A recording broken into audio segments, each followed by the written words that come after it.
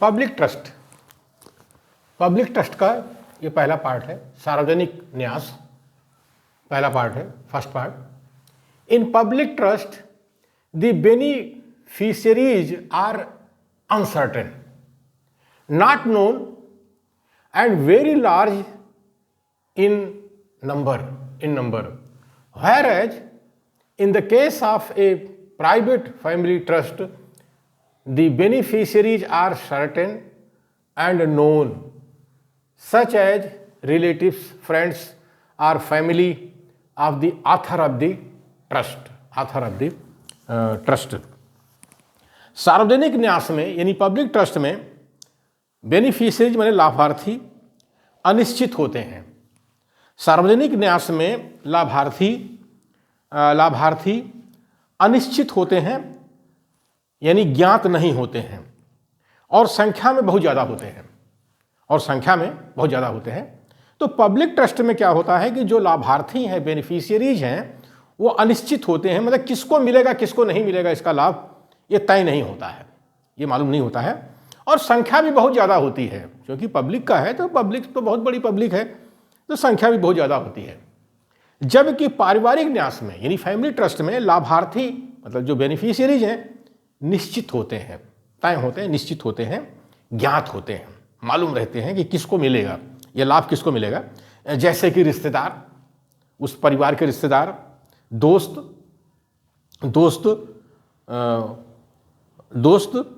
जिसने न्यास और वो परिवार, दोस्त लोग और वो परिवार जिसने न्यास को बनाया है, यानी पारिवारिक न्यास में लाभार्थी निश्चित होते हैं, ज्ञात होते हैं, जैसे कि रिश्तेदार, दोस्त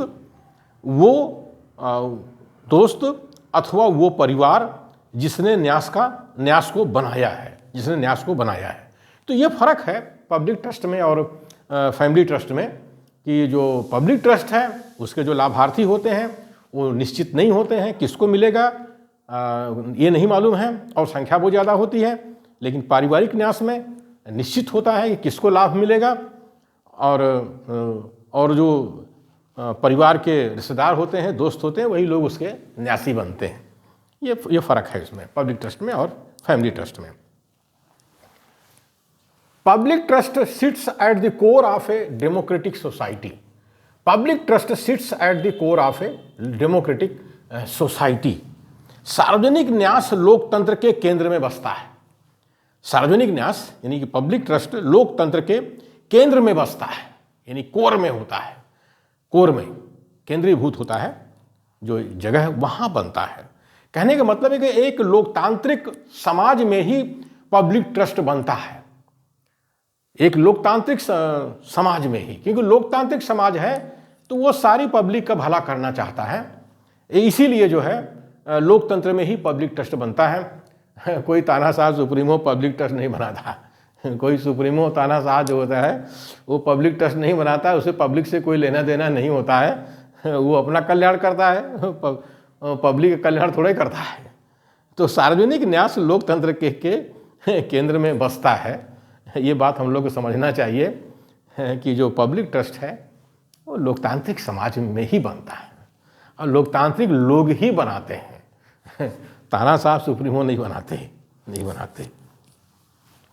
The concept of public trust includes the belief that certain individuals in society are privileged to have practice rights and a title with the expectations that they will hold the interest of society above their own interests।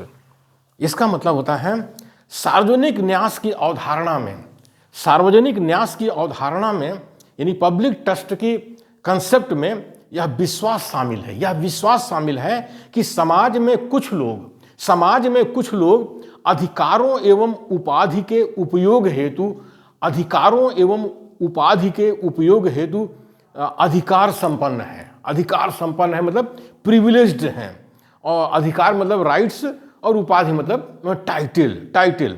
तो सार्वजनिक न्यास की अवधारणा में यह विश्वास शामिल है कि समाज में कुछ लोग अधिकारों एवं उपाधि के उपयोग हेतु अधिकार संपन्न हैं। इस उम्मीद के साथ कि वे समाज के स्वार्थ को अपने निजी स्वार्थ से ऊपर रखेंगे, अपने निजी स्वार्थ से ऊपर रखेंगे।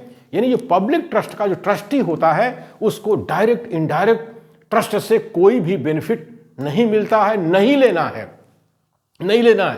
ऐसे ट्रस्टी बनाए जाते हैं पब्लिक ट्रस्ट में जो नैतिक होते हैं, इथिकल होते हैं, जो छल कपट चोरी बेईमानी नहीं करते हैं, छल कपट चोरी बेईमानी समाज के साथ और ट्रस्ट के साथ नहीं करते हैं। ऐसे ट्रस्टी ढूंढ करके लाए जाते हैं और उनको बनाया जाता है पब्लिक ट्रस्ट में ट्रस्टी। यही कहा गया है कि सार्वजनिक न्यास की अवधारणा में यह विश्वास शामिल है कि समाज में कुछ लोग अधिकारों एवं उपाधि के उपयोग हेतु अधिकार संपन्न है। इस उम्मीद के साथ कि वे समाज के स्वार्थ को अपने निजी स्वार्थ से ऊपर रखेंगे, ऐसे ट्रस्टी बनाए जाते हैं पब्लिक ट्रस्ट में, तब वो पब्लिक ट्रस्ट काम करता है। आगे का पॉइंट है, the state is the trustee of all national resources which are by nature meant for public use and enjoyment. सही देखा जाए तो ये पब्लिक ट्रस्ट का सिद्धांत है। ये राज्य सभी राष्ट्रीय संसाधनों का न्यासी है। यानी एक जो डेमोक्रेटिक जो सरकार होती है उसमें जो नेचुरल रिसोर्सेज होते हैं उस कंट्री के, उसका मालिक कौन है? सरकार है, जो प्रकृति से सार्वजनिक उपयोग एवं उपभोग के लिए हैं। ऐसे प्राकृतिक संसाधन जो प्रकृति से सार्वजनिक उपयोग एवं उपभोग के लिए हैं, जैसे नदियां हैं, जल है, जमीन है, जंगल है, खाने हैं, माइंस हैं, और जो तेल है और ये सब चीज़ें, जो पत्थर हैं, ये सारी चीज़ें जो उस देश में प्राकृतिक संसाधन हैं, उसका जो ट्रस्टी है, न्यासी है, वो सरकार है। और इसलिए सरकार जो है सारी पब्लिक का भला करती है। हमारे जो भारत देश के अंदर है, मोदी जी सारे प्राकृतिक संसाधनों को बेचते जा रहे हैं, अडानी अंबानी के हाथ बेचते जा रहे हैं हमारे भारत देश में। जबकि भारत का संविधान जो है वो कहता है कि नहीं, सरकार जो है कल्याणकारी होना चाहिए, राज्य को कल्याणकारी होना चाहिए। मोदी जी पता नहीं किसका कल्याण कर रहे हैं हमारे भारत देश में, न किसानों का कर रहे हैं, न मजदूरों का कर रहे हैं, न छात्रों का कर रहे हैं, पता नहीं किसका कर रहे हैं।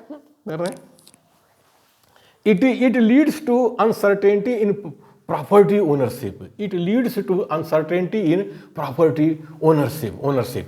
एक जो कमजोर पॉइंट जो है पब्लिक ट्रस्ट का है वो ये है, मतलब weakness of public trust doctrine. Public trust जो सिद्धांत है उसका वीकनेस है, कमजोरी है। क्या है कि सार्वजनिक न्यास के सिद्धांत की कमजोरी क्या है? इसमें संपत्ति के मलिकाना हक को लेकर अनिश्चितता होती है, अनसर्टेनिटी होती है। क्यों ना हो, एक डेमोक्रेटिक अगर कोई सरकार है, डेमोक्रेटिक अगर सोसाइटी है, तो उसमें कोई पट्टा लेकर के नहीं आया है जिंदगी भर का कि जिंदगी भर सरकार में रहेगा। तो जाहिर है कि समय समय पर चुनाव होते रहते हैं, नए नए लोग सांसद विधायक बनते रहते हैं, सरकार में आते रहते हैं।